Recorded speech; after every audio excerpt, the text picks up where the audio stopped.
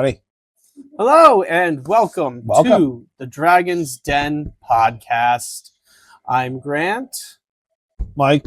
and we're here to talk to you today about collecting. Is it worth it? Whether it's Pokemon, Warhammer, comics, Gundam, everything people collect. Oh, dice. You collect spoons if you wanted to. I mean, people collect dice. People collect all kinds of craziness. I mean, that's probably another reason why we opened the shop is for, the collectible aspect of it. I think it's kind of one of those things, yeah. I mean, I think everybody should have a hobby. Everybody should bring, you have a heck of a Gundam collection I saw recently. I do, and you didn't even see... You only saw like a fraction of what I actually have.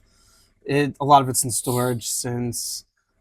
where they will be yet hasn't been built yet in the basement. Eventually there will be a big display of those. But yes, I have been collecting model kits since, like high school. So going back like 15 years for myself. What's your favorite one so far? Oh, that is a tough question because I'm a very nostalgic person when it comes to stuff, so I have some model kits that mean different things to me, which is probably why I personally think collecting is worth it, because I'm a sucker for certain things. So I have my very first model kit means something to me. It is like built wrong, it is rough, it is ugly, but it was the first thing I ever built when I was in like middle school. I still have it. I've got one of the one of the first big purchases I made when I got a job and was actually starting to make some money. I have a model kit that I bought when I went adventuring with one of my cousins to a random hobby store when I was in Kansas for my grandfather's funeral. And I bought a Gundam specifically for that because I attached it to that memory. I'm a very my dad is the same way of like to collect stuff that means something to me. That's awesome. Yeah, so I got a whole bunch of things like that. I think it's cool when you see people's rooms of like all the Gundams behind the glass case. One of my buddies, he's got one of those, and it's just a wall in his basement of just all the models he's painted. And the first one you see is his first Space Marine he ever painted. And he goes, it's important to look where you started. Exactly. It's important to look where you started and where the journey is. Because now you see his more recent army, and it's like, it's winning like awards at cons everywhere else. Yeah. But to go back to your first slop job painted, Space Marine... And that's cool. It's a progression, probably like with your Gundams. You said like a progression of like when your first Strike Freedom to your one now, and probably how crazy it is.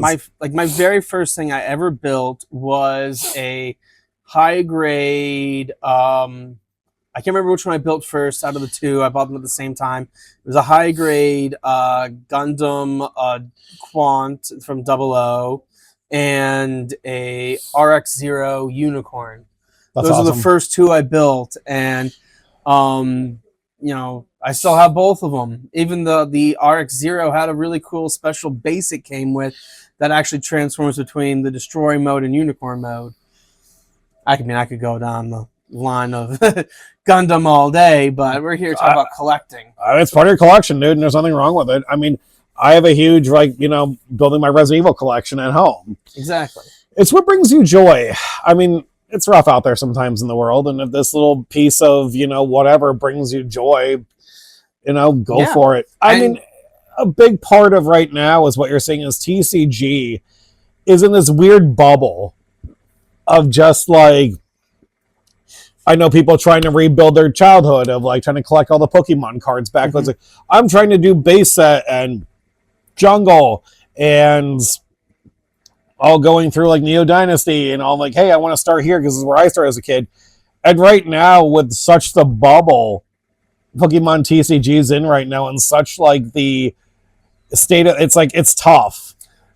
Yeah, especially with the way that the markets go with these TCG cards nowadays. I know I remember reading the story about the guy who liked to collect Kabuto from the Fossil set, and this was a card that was worth nothing, and 62 cents, and now then it's worth he had collected so many of them and had so many of them that the market inflated. I mean, we have a person here who is a big fan of Whale Lord. He did that with Whale Lord. He yes, bought enough of them out at a card show that the price actually changed. He did. So, like, you know, and hey, you know, it's awesome that people can find something that they really love. I know myself. Like, I collect on top of all the other things I collect. I also have like. A whole bunch of old game consoles and games. Like, I still have my original Game Boy Color with my Pokemon games all the way back in, what was it, 95? 95, 96, yeah. Like 95, 96 when Red and Blue first came out. I have my stuff from all the way back then, and I'm still playing them now. You know, we have some really cool Pokemon model kits here that kind of brings both my hobbies together. Yeah. That's kind of the neat thing, and they don't require glue. They don't need to be like, you don't need tools. Oh no, they're really awesome. And they just snap together. I've built so many of them over the years. Maybe one of these days we'll do a podcast where maybe we'll, you know, do like a little Pokemon thing, and we'll sit down and we'll build some. That might be a fun thing to do, but stay tuned, you know, for future podcasts. Watch me struggle to assemble something. That'd be the. There's our shorts. Everybody wants us to make shorts. Yeah, I'll make a short of me struggling to build something. Trust me, I've built a bunch of them. Like, you could do it. I believe in you. Well, somebody does. Anywho, but do I think? Yeah, I mean, especially with, like I said, there's a lot of setbacks where people think like, you know, the joke is you need 40K to play 40K. You know, you need to spend 40K to play 40K rather, right. And it's like, yeah. It can be a pricey hobby, but I mean, nobody says you can't start with Kill Team. Nobody says you can't just build and paint. Some people just want to collect the models. Like, I know there's a person who comes here to the shop and likes to collect the bottle boxes and stuff as they come out in the big major release boxes. You know, for them, that's a part of their collection. I mean, Kaifa's Kane just drop them. That's a big deal. I mean, yes, especially for that. I believe they have a collector's series of the model out that goes along with the book, which you can pick up here at the Den. So stop in if you'd like to pick up your Kane model here. We've got quite a bit in stock, so you know what I notice a lot of times with their books is for collecting. One of our other guys, he does the hardcover books for the Black Library. Mm-hmm. And we get those in, and he's like super excited about those. And those are all, those are beautiful. He showed me the bookshelf. Yeah. And it's amazing when you go online and you see people's collections of something and how like well they display it, where it's like people have like, basements dedicated to models, board games. Exactly. Their nerd cave is just like glass cabinets of just their coolness. They say it's expensive, but what isn't? Yeah, I mean, but in the end, it's, as my dad has always told me when I've always hemmed and hawed on buying something, and if I thought it was a little pricey and I didn't need it, when you die, your money doesn't follow you. I mean, so Egypt enjoy tried, it now. Well, yeah, Egypt tried, but enjoy it while you can. So like, if you like, I know everybody thinks their hobbies are weird. What they like to collect is weird.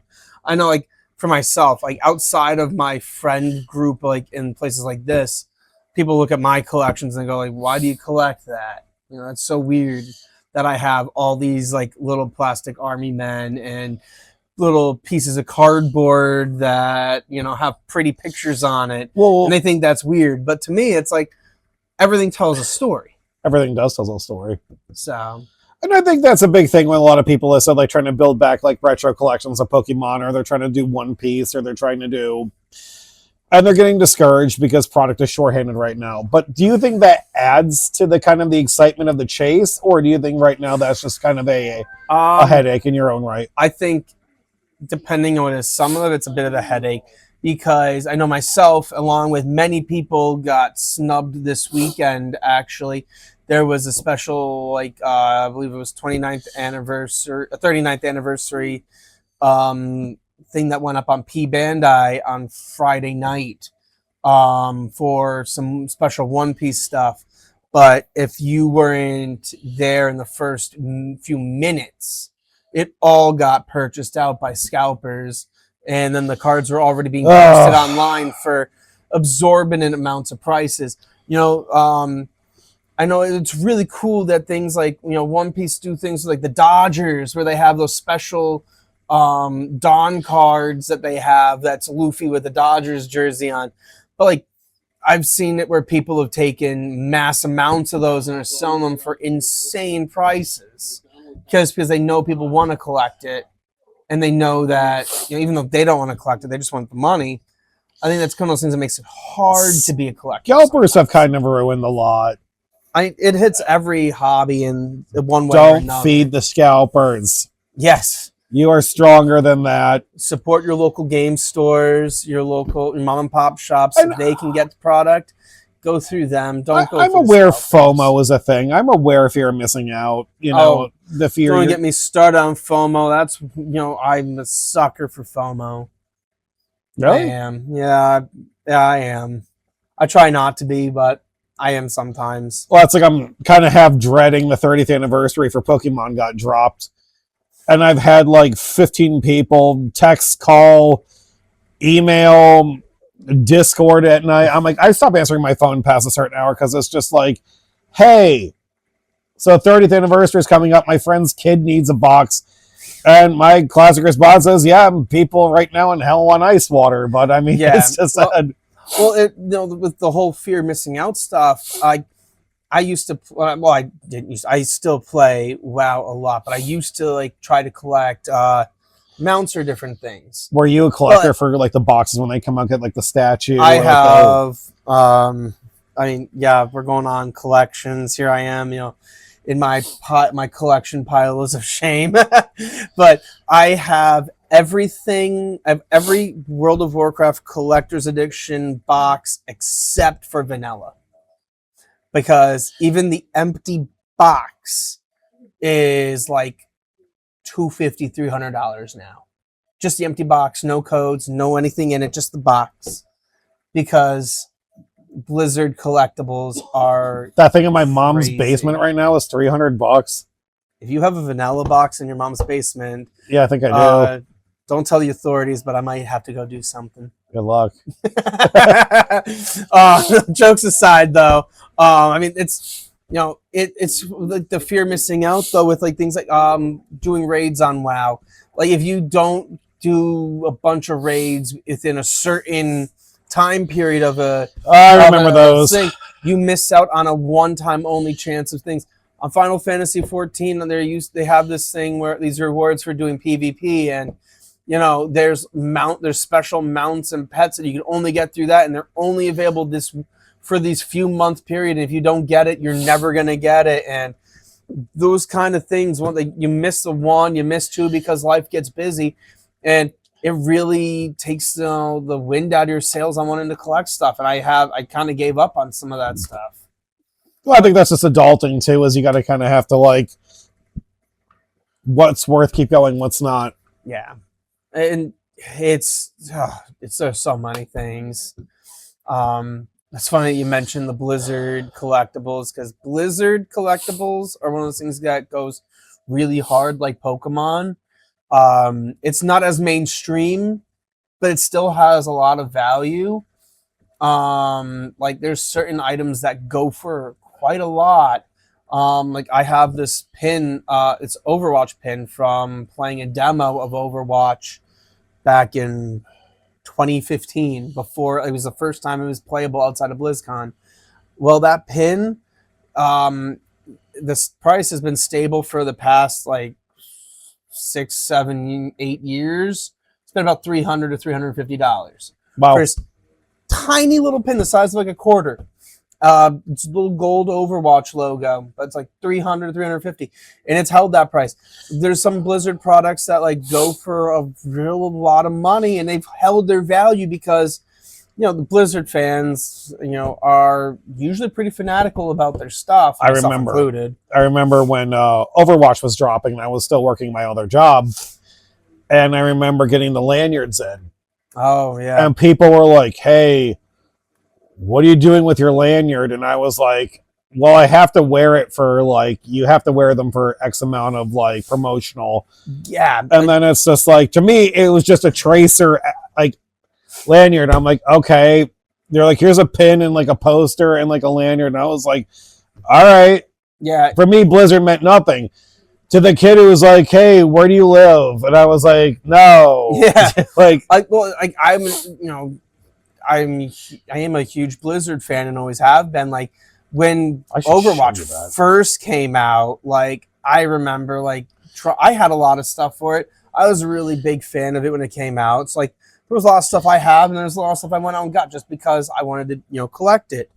But, it kind of goes into that. Everything has, like, a value to it, and it's really cool to see everybody has their own little collections. It's to your own value too. Is what's it worth to you? Exactly. I have people that bring down, she was one of my clients was trading in a bunch of Gengar cards. Yeah. And it was wild to see. She's like, these 6 I can't get rid of because they mean the most to me. And 3 of them were just common Gengar, whatever, but that's the card you like. It's what you like as a person. And, it might be like the first, like, card you're ever given or something like that. Or you just think the art is really neat on the card and you want to collect just that bit of art. Like, there was a person I remember seeing, like, they collected one specific card because I forget what the exact reason was. It was like something about the way the coloring of the card was done and the shading. They just really liked it. So they collected this card that was like only a couple cents, and they went through card shows looking for it and have whole binders. It's what you like. I remember baseball cards or football cards. You had your hero, you had your guy you liked. And I mean, my one buddy collected Joe Montana cards. It doesn't matter if it was the $300 one or the 52-cent one. He just wanted to collect. I mean, it's dumb little things like this that bring you joy in life. And if this little, like, trinkety thing brings you joy, if, collecting these, the RPG books or whatever it is, or brings comics. you, those, or comics or whatever it is, brings you that little joy in your life, then good for you. Yeah. I mean, I wouldn't let scalpers ruin everything where people like, scalpers are rooting this, scalpers are rooting that, scalpers are this, scalpers that. You can't let them ruin your fun. And a lot of times game stores will cater to their player base or their, like, the people that they know. Yeah. I take care of our players, and I take care of juniors, like when, like, Pokemon card drops. I make sure the first people that know it's called players first. We take care of our players first. This is the same for the One Piece, Riftbound, anything that comes out with that kind of stuff. You got to make sure your guys that are in here every day's, playing, weekend, week out, snowstorm, whether it's 103 degrees like it was today or it's, negative 32, they're in the store. Yeah, that's definitely, like, a big reason why you should always support your local game stores. Because you're going to get better, they're going to help you out better than trying to go to those box stores or those resellers. And, the more you support your local stores, the less that these scalpers are going to get, and the less that you buy from them, then they're not going to, Well, when Prismatic Evolutions dropped, that was a big thing, was people lined up outside, and I'm like, guys, unless you're playing in the store, you're not getting any, sorry. And I sold it all MSRP. Even back when it was being scalped for like $100 for an ETB, I still sold it for the $49.99. Yeah, I believe it's something like that. But I like what a lot of stores are doing nowadays, which is when you buy a box, they cut the plastic right there. I bet the plastic off that One Piece box. Like, you can't resell. That way, it loses a lot of its value for those resellers. I didn't have a knife, so I just kind of took a chunk out of the box. I took the plastic and I bit the box and the plastic off. I was actually at the card show up at PNC Field, and the guy was like, oh, you have OP13 for One Piece there. I said, sure do. I like to sell packs to make sure everybody gets something. And he's like, what are you doing? I don't have a knife on me. So I gradually take the plastic and I just kind of like T-Rex tear it open. And he's like, oh my God, you just did that. And I said, uh-huh. And I took the plastic off. He's like, wow. So on was it Luffy? Yeah. He's on the cover of one of them. Yeah. I got out a Sharpie and I was drawing glasses on Luffy. And he's like, what are you doing? And I was like, oh, man, I wish I could have been there to see that because that would have been amazing. That was amazing and everything was fantastic. Yeah. And now, like I said, with 30th being dropped, everybody and their brothers coming out of the woodwork. I need it. Well, players first. Sorry. It's like SpongeBob in that episode. The water. I need it.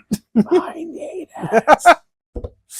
Oh, man. So what is something, without being too like over the edge here, what is something strange that you collect that people would go like, really? That's what you collect?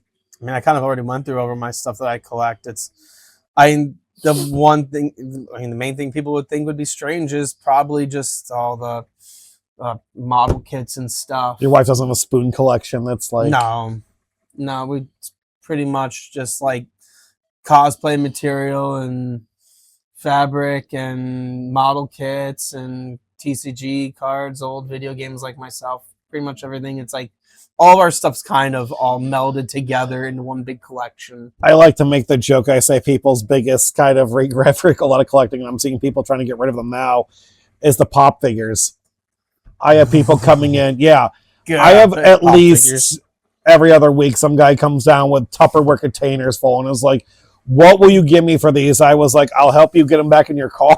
I don't want them. I remember we were at the NEPA Comic-Con up in Scranton the one year, and I went to this, there was this guy who had this big, massive thing of pop figures, and I was looking at stuff, and I picked up this Kisuke and Yoriichi from Bleach, and I made a comment about how I was going to be putting on display at work, and the person said something about making sure you don't take it out of the box. So right there in front of him, I took it out of the box and ripped the box in half and threw it away and watched as he cringed because he just cared about the reselling of it. I'm like, I don't care. I just wanted it for work. It's kind of funny.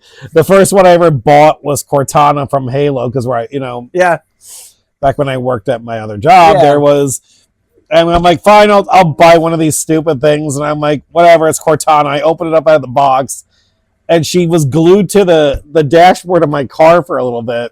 That's funny. And this is the original Halo like Cortana one, and then like years later they're like, if you kept her in box, she's $800, and I was like, well, decisions were made. That's something that's crazy, but that's the one crazy thing about collecting is when you have stuff like that, and you go, oh man, if I kept that sealed, it'd be worth this much now. And it's like, it's the part of whether you enjoy it or whether you're just gonna save it to sell in case it's worth it. Because you might buy something, keep it sealed, and you're like, oh, it's gonna be worth money one day, and then 10 years later, it's worth less than the plastic bag you carried it out to the curb in to throw it out. Well, that's why everybody was like, for Pokemon, everybody was like, these Blue Water boxes are coming out, these Blue Water boxes, and they were these big, pretty collector boxes for, I think it was Prismatic or 151. Forgive me for not remembering. It was one or the other. Yeah, no worries. And I remember they were stupid hard to get a hold of, and we got a few in.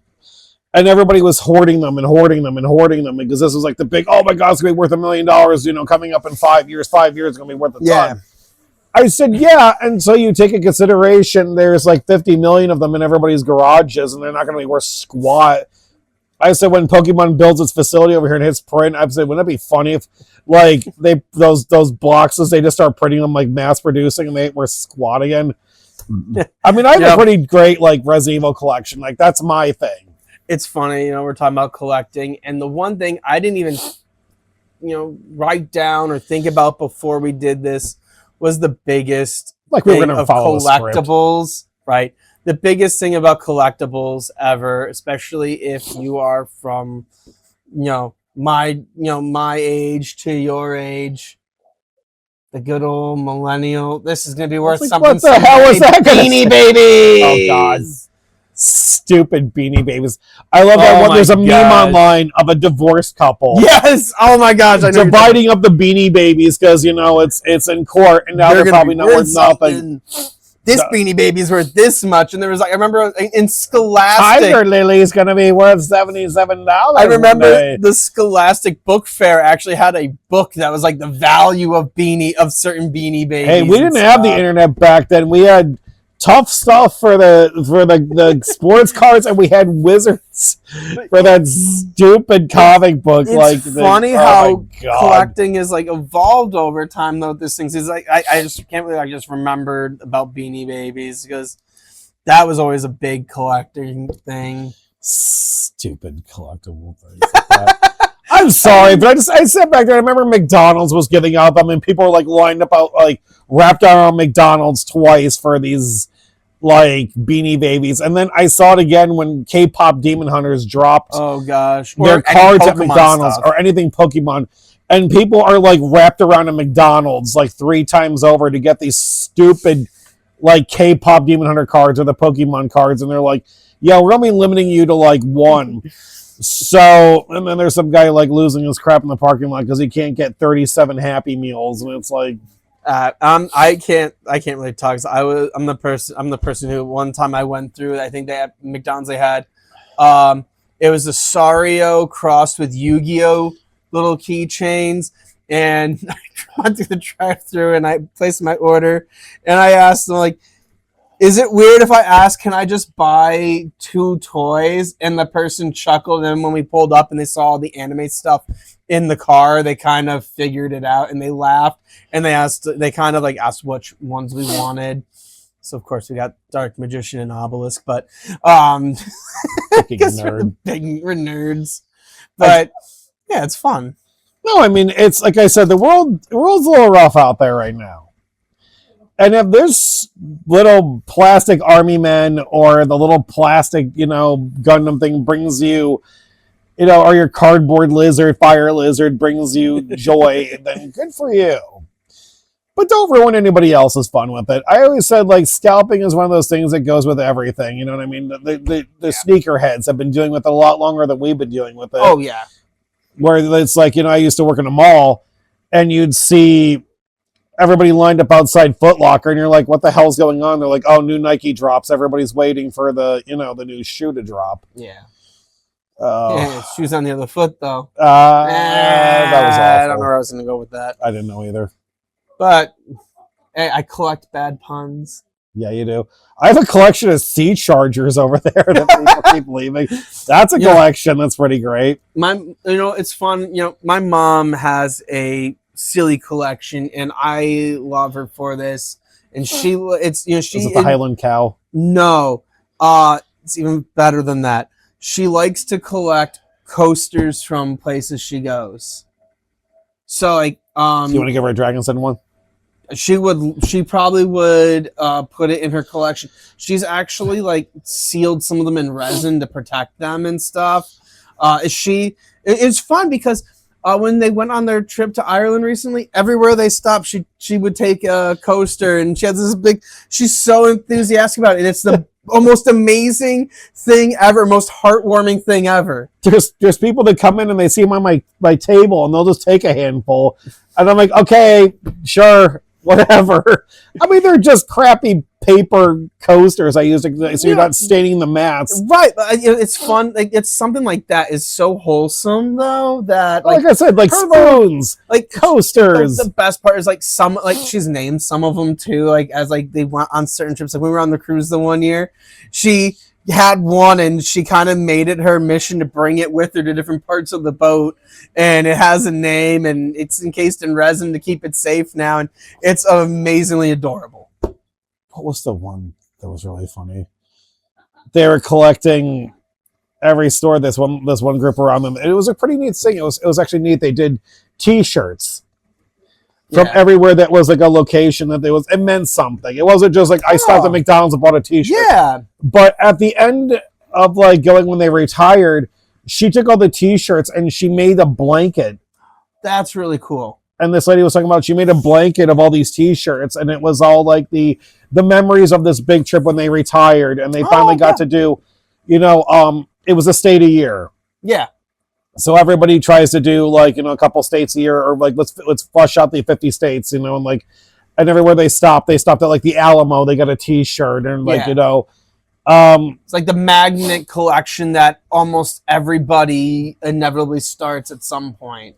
The shot glass magnet collections of magnets, like I've got magnets of places I've been. My parents have magnets of places California, Colorado Springs, and I was like, oh, how'd you get this one? Oh, I took a trip out to Colorado and I saw this. Small things. Like we've got like some Christmas ornaments are the same way, It's funny how many things like become like a collection in a way. I said you could unintentionally collect something too, where I said like, it's the joke of like the C chargers or anybody's like refrigerator has like ass loads of magnets on it, and it's like it makes a fun memory. I have a collection of like various dipping sauces and hot sauces in mine. So like, it's pretty cool in here where it's like I said, like a lot of guys they go to a game store. I have other guys where they go to and they buy a box of intercessors. Yeah. From a lot of different game stores. And I said, oh, that's cool. And he goes, yeah, we paint them as kind of like a, what's your store's colors? That's actually kind of cool. So they came in here and they were like, I said, blue and silver are our colors. So they painted them blue and silver and it's like Dragon's Den on them. And that's like their thing. And it's like actually really cool. And they have ones that are like, we went to like, there's a game con out in Phoenix, Arizona. And they said, what's your store colors? And like, red and white for like the, Phoenix and all that stuff. So they did that. And that was, I think that's kind of a neat little collection. You could say like all the ones you did or, We need Dragon's Den logo water slides so you could put them on the pauldrons of your Space Marines when you pick up an Armageddon box here at Dragon's Den. Shameless plug. Working on it. I got you hot sauce. I got you t-shirts. I got hats. What else do you want? But you got hats? I do. There you go. I dropped something. I've been wanting a Dragon's Den baseball cap for there you go. There's a little secret I dropped. I'm going to be getting hats in shortly. Finally. They're expensive, jackass. I mean, like, Hey, I'm going to give... I'll shut up and take my money. Waltz on down to the hat tree and just kick the tree and wait for them to fall. You have a hat tree? Yeah. Guys, he's got a hat tree. Right next to the... next to the magic card tree that you can magically kick and it'll drop magic cards for you. You will collect that. You can add that to your collection. Oh, that's your collection right there. My case got decimated this weekend because of all the card shows that we're doing. Yeah. And everyone's like, there's nothing in here. And I was like, well, you bought it all. Like, bring me your trades. There's a shameless pro. But, we've been going on and on about collectibles that we have. So why don't you, if you guys, hanging out here, why don't you guys drop in the comments section what you like to collect? Keep it PG-13, please. Don't be weird. I know you people. Let us know what you like to collect, and maybe in a future episode we'll go through the comments and we'll share what you guys like to collect as well. We'll invite you on, and you can talk about your collection and what you have. But with that, remember to like the video, share the video, subscribe to the channel, and our Twitter, our X, our Instagram, our Facebook, all the fun stuff that you can find us on, and the YouTube channel. But thanks for joining us today, guys. Yeah, thanks for joining the Dragon's Den podcast. I hope you all have a wonderful evening. Be good.